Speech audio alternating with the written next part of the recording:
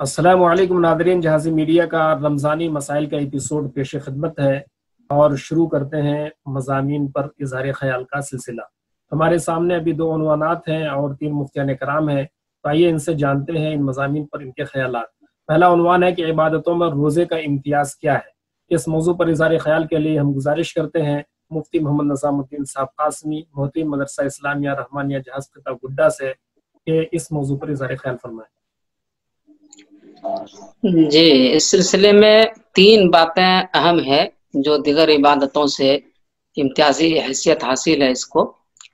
एक बात तो ये है कि ये रोज़ा जो है बीच में ज़रिया बनता है अपने बंदे को खुदा से जोड़ने का। वो इस तरीके से कि सुबह सवेरे आदमी सहरी खाने के बाद रोज़ा रखता है और सिर्फ अल्लाह के हुक्म से इफ्तार तक रुका रहता है, यानी हलाल की हुई चीज़ को जो अपने ऊपर अल्लाह के हुक्म से हराम कर लेता है, तो ये जोड़ने का जरिया बनता है। और दूसरे नंबर पर यह है कि जो भी आसमानी किताबें आई है वो तमाम के तमाम रोज़े की हालत में है और ये कुरान शरीफ भी रोज़े की हालत में भी, और मज़ीद ये कि माह रमज़ान में ये कुरान शरीफ नाजिल भी हुआ और इसके अंदर सरापा हिदायत ही हिदायत है ताकि इंसान इसी के मुताबिक जो है रमज़ान में पढ़ सके, समझ सके और फिर अपने निज़ामुल औकात को बना सके। और तीसरी अहम बात यह है कि मिनल हुदा लअल्लकुम तशकुरून, कि जो कुछ भी हिदायतें अल्लाह ताला ने दी है उसके ऊपर अल्लाह ताला का इंसान शुक्र अदा करे ताकि आगे की ज़िंदगी में भी इसी के मुताबिक वो ज़िंदगी बसर कर सके। चलिए, शुक्रिया, जज़ाकल्लाह, बहुत अच्छा जवाब दिया आपने। अब हम दूसरे उन्वान की तरफ चलते हैं कि रमज़ान में अपनी ज़िंदगी के शेड्यूल यानी निज़ामुल औकात कैसे मुरतब करें। गुजारिश करेंगे मुफ्ती मोहम्मद ज़हीर अहमद साहब से जो हमारे साथ जुड़े हैं कानपुर से।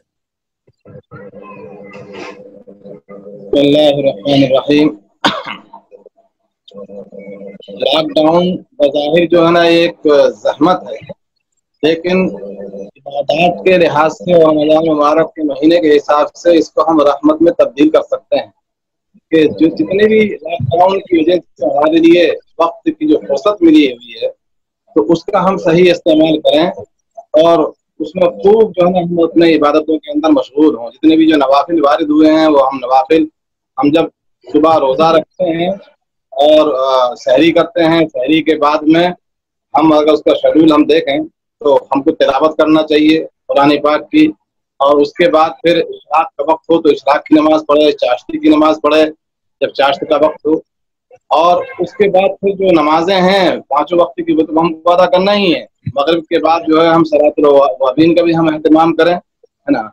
इन सारी चीज़ों की हम रियायत करते हुए और जितनी हमको ज़रूरत हो बाजार की वो उसमें कम से कम वक्त के अंदर हम वो अपनी ज़रूरियात से फारिग हों, इफ्तारी का नज़्म हो या दीगर और जो ज़रूरियात हैं। और उसमें भी लॉकडाउन में जिन अवकात के अंदर लॉकडाउन खुला हुआ है उन्हीं के अंदर हम बाहर जाएं और हुकूमती जो कवानीन हैं उनकी भी हम पूरी की पूरी पासदारी करें। चलिए, शुक्रिया, जज़ाकल्लाह। मुफ्ती खलील अहमद साहब से हम गुजारिश करेंगे कि आप भी कोई ऐसा फार्मूला पेश करें, निज़ामुल औकात पेश करें जिसके मुताबिक रोज़ेदार हजरात रमज़ान में अपने औकात को गुजारें। मुफ्ती खलील अहमद साहब जो हमारे साथ जुड़े हैं भागलपुर से। बिस्मिल्लाहिर्रहमानिर्रहीम, अस्सलामु अलैकुम। ये निज़ामुल औकात में मैं ये कहना चाहूँगा कि हम अपने औकात की तरतीब कामों वगैरह के एतबार से भी ऐसी मुरतब करें कि जिससे फ़राइज़ की अदायगी में और जो रमज़ान की खुसूसी इबादतें उसमें खलल न वाक़ हो। गांव देहात में देखने में ये मिलता है कि बहुत से लोग जो हैं वो अपने ज़रूरी काम की वजह से रोज़ा वो भी छोड़ देते हैं, या रोज़ा अगर रखते हैं तो दूसरे का ये रात की इबादत को नहीं करते हैं, और काम की उनकी तरतीब जो है वैसी ही रहती है जैसे आम दिनों में रहती है।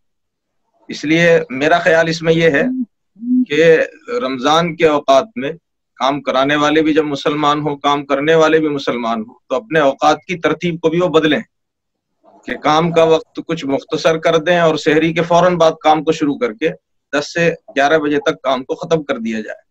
शाम तक सख्त धूप में काम न लिया जाए ताकि काम करने वालों के लिए इबादत में खलल वाक़ ना हो। आपसी ताउन से ये निज़ाम मुरतब किया जा सकता है।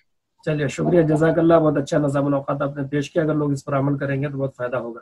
सवालों का सिलसिला शुरू करते हैं। एक सवाल हमारे पास भेजा है मोहम्मद नसीब मज़ाहिरी सहरसावी ने कि मस्जिद में अगर बैतुल खला ना हो, क्या मोतकिफ अपने घर के बैतुल खला में जा सकता है या नहीं? मुफ्ती ज़हीर साहब। जी, अगर मस्जिद में बैतुल खला नहीं है तो फिर वो बाहर भी जा सकता है, लेकिन ये कि वहां पर अपनी जरूरत पूरी करने के बाद फौरन जो है ना मस्जिद के अंदर आ जाए।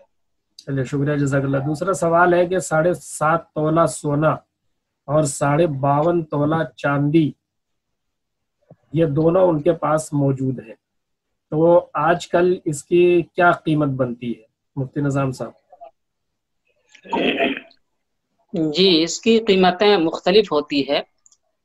मौजूदा वक्त में कुछ मुफ्तियान किराम ने यह फैसला किया है कि जिस दिन लॉकडाउन हुआ था उस दिन सोने चांदी की जो कीमत है उसका एतबार करके ज़कात निकालें, और वो 42,500 किया था, और ऐसे ही 510 रुपये चांदी का किया था। तो मजमूई तौर पर यह वजाहत किया जाए कि आजकल ज़कात वाजिब होने के लिए कितना रुपये या कितने रुपये की मालियत होनी चाहिए? इस पे तो बात आ गई है कि अगर कोई 35-40 हज़ार का मालिक है, उसमें साल गुजर जाता है तो आदमी साहिब निसाब है, मालदार है, उसको ज़कात निकालना चाहिए। शुक्रिया, जज़ाकल्लाह। जुबैर खां पूची केरला से लिखते हैं कि लॉकडाउन में ईद की नमाज ईदगाह में पढ़ें या घर पर, जबकि घर में 4-5 मर्द ही होते हैं। मुफ्ती खलील अहमद साहब। जी, एक बात तो ये ज़कात के बारे में जो भी आई है, अभी वो 25,000 के करीब में ये निसाब पूरा हो जाता है तकरीबन, इसलिए उतनी मालियत पर ज़कात जो है वो छोटा जो तोला होता है हो जाए तो काफी है। हाँ, उतने में ये हो जाती है पूरी तकरीबन। सवाल पर आइए। वरना कुछ हल्का फुल्का आगे पीछे होता है। और जहां तक ये दूसरा सवाल है कि लॉकडाउन में ईद की नमाज कहाँ अदा की जाए, तो ये तो हालात पर अभी, चूंकि जब ईद का वक्त आएगा तो उसका फैसला लिया जाएगा। अगर लॉकडाउन खत्म हो जाता है या ऐसी रियायत होती है तो उस वक्त में उसके हिसाब से काम किया जाएगा, और अगर रियायत नहीं होती है, यही हालत रहती है, तो ऐसी सूरत में जिस तरह जुमा के लिए शराइत हैं, तो उसी तरीके से ईद की नमाज भी चंद जगहों पर जहां जुमा दुरुस्त होता है वहां पर चंद अफराद मिलकर इमाम के अलावा 4 अफराद शर्त है। मुफ्ती निज़ामुद्दीन साहब, इमाम के अलावा 4 अफराद।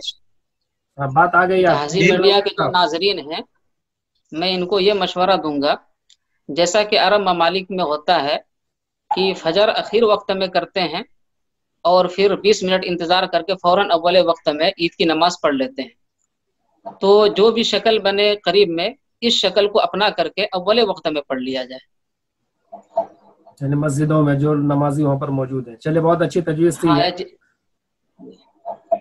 चौथा सवाल यह है कि ज़ैद एक अरसे से ज़कात अदा कर रहा था, लेकिन उसका इंतकाल हो गया और अभी जो उनके वरसा है उन्होंने विरासत तकसीम नहीं की है। अब सवाल यह है कि ज़ैद के वरसा पर जो ज़कात वाजिब होगी तो उसकी क्या सूरत होगी, और कब से साल का हिसाब होगा? ज़ैद के इंतकाल के बाद से, या फिर ज़ैद के वरसा ने जब विरासत तकसीम कर ली है तब से? मुफ्ती ज़हीर साहब। जब से जो है ना वारिसीन की मिल्कियत में आता है, उनके कब्जे में आता है, उस वक्त के बाद से लेकर 1 साल गुजर जाए, या ये कि अगर वारिस पहले से जो माल उसके साथ में उसको जोड़ा भी जा सकता है कि जब उनके कब्जे में जो माल आ गया, मिसाल के तौर पर उनको वरासत में 10,000 रुपया मिले और पहले से उसके पास में तकरीबन 16,000 के करीब पहले से थे, तो तकरीबन 26,000 में आज मौजूदा वक्त के हिसाब से लमसम ज़कात वाजिब हो जाती है। इसलिए कि 612 ग्राम 360 मिलीग्राम 52.5 तोला चांदी तकरीबन बनती है, तो उसमें जो है ना ज़कात वाजिब हो जाएगी उसके ऊपर। चलिए, तो साल कभी गुजरने का इंतजार नहीं किया जाएगा। इसकी क्या है कि दरमियान ही में माल गोया के बढ़ गया, उसका इनकम बढ़ गया। चलिए, शुक्रिया, जज़ाकल्लाह। हम 5वें सवाल की तरफ बढ़ते हैं कि औरतों के शरई उज़्र की वजह से छूटे रोजे और तिलावत को जब गैर रमज़ान में अदा करने से क्या रमज़ानी फजीलत हासिल होगी या नहीं? जैसे कि कहा जाता है कि रमज़ान में 70 गुना, तो वो जो क़ज़ा रोजे रखेगी गैर रमज़ान में, तो क्या 70 गुना उस क़ज़ा रोजे का या उसमें नमाज पढ़े का सवाब मिलेगा या नहीं मिलेगा? मुफ्ती निज़ामुद्दीन साहब। जी, उसको मुकम्मल सवाब मिलेगा, क्योंकि औरतों के लिए ये जो परेशानी है वो मिन जानिबिल्लाह है, अल्लाह ताला की तरफ से है। जब उनकी तरफ से है तो उन्हीं को हुक्म बाद में रखने का, जिससे मुकम्मल सवाब मिलेगा उसे। یعنی جو رمضان میں پڑھنے سے ملتا ہے وہی غیر رمضان میں جب وہ رمضان کا روزہ رکھے گی تو وہی ثواب ملے گا، اس کے لیے وہی رمضان ہو جائے گا۔ جی وہی ثواب ملے گا۔ چھٹا سوال یہ ہے کہ ولادت کے 40 دن گزر جانے کے باوجود خون جاری ہے، کیا ایسے میں نماز روزہ کرنا صحیح ہے یا نہیں؟ مفتی خلیل احمد صاحب۔ جی، نفاس کا جو خون ہے اس کی زیادہ سے زیادہ مدت 40 دن ہے، لہذا 40 دن کے بعد جو خون آ رہا ہے وہ استحاضہ کا خون کہلائے گا، اور ایسی حالت میں نماز روزہ وغیرہ کر سکتی ہے، بلکہ کرنا چاہیے، اس کو ضروری ہے۔ چلیے آخری سوال ہے ہمارے پاس کہ نسوانی ایام عذر میں کون کون سی عبادت کر سکتی ہیں اور کن کن عبادتوں کی ممانعت ہے؟ مفتی زہیر احمد صاحب۔ جی، ان ایام کے اندر نماز ہے، روزہ ہے، طواف ہے اور قرآن پاک کی تلاوت ہے۔ ہم قرآن پاک کی تلاوت میں اگر آیت کے ٹکڑے ٹکڑے کر کے جو معلمہ ہوں وہ آیت کے ٹکڑے ٹکڑے کر کے کلمہ کلمہ کر کے اس کو پڑھیں تو اس کی بھی گویا کہ اجازت ہے۔ اس کے علاوہ یہ تو ہیں نہ کرنے والے، اور جو کرنے والے ہیں اس میں ذکر و اذکار ہیں، تسبیحات ہیں نا، یہ ساری چیز ان ساری چیزوں کے لیے جو ہے نا وہ انجام دے سکتی ہے ان ایام کے اندر بھی۔ جی مفتی نظام الدین صاحب کچھ کہنا چاہیں گے؟ اصل میں اخیر میں ایک مشورہ دینا چاہ رہا ہوں میں عوام کو، وہ یہ کہ جو علاقے گرین زون میں ہیں وہاں کے علاقائی جو صاحب و رسوخ ہے ان سے کہنا چاہوں گا اگر ڈی سی سے مل کر کے، چونکہ وہاں پر ڈھیل بھی ہے، اگر عید کی نماز کی اجازت کی شکل بن جائے اور عوامی فاصلات کے ساتھ ہم پڑھیں، لیکن ان کو فاصلے کو برقرار رکھیں اور عیدگاہ میں نہ صحیح مسجد میں اجازت مل جائے، اس کی کوشش کرنے کی فکر کریں۔ اصل ایک رائے یہ بھی آ رہی ہے جو اہل قلم ہے، دانشور طبقہ ہے، جیسے ابھی ایک ہفتے کی چھوٹ دی ہے سرکار نے، تو یہ بھی ہو سکتا ہے کہ سرکار اپنی ناکامی کو مسلمانوں کے سر تھوپے، کیونکہ عید کا موقع ہے تو لوگ جو ہے عید کا بہانہ بنا کر کے مسلمان ہی گھر گئے ہوں گے، تو ایسے میں کیا یہ مناسب ہوگا اس طریقے کی رائے دینا؟ جی اگر یہ باتیں آ رہی پھر تو مناسب نہیں ہے، پھر تو خیرات میں ویسے بھی نہیں چاہیے اگر خود ہی اجازت دے دے تو۔ چلیے جو ہم نے شکریہ۔ رمضان کو گزار ہی لیے تو پھر اس کو لے کر کے کیا فائدہ، تراویح پڑھ لیے، رمضان گزار لیے۔